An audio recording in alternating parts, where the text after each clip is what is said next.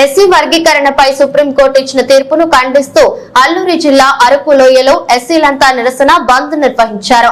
ఈ సందర్భంగా మాల మహానాడు కమిటీ సభ్యుల ఆధ్వర్యంలో బంద్ చేపట్టారు.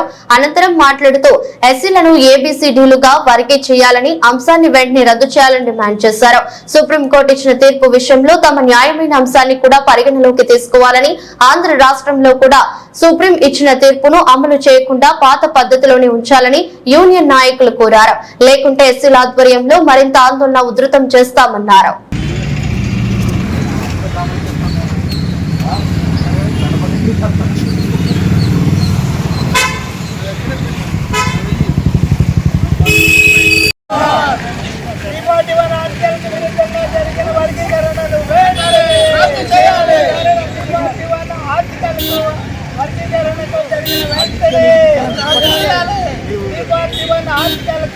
ఆర్టికల్కు విరుద్ధంగా జరిగిన వర్గీకరణను వెంటనే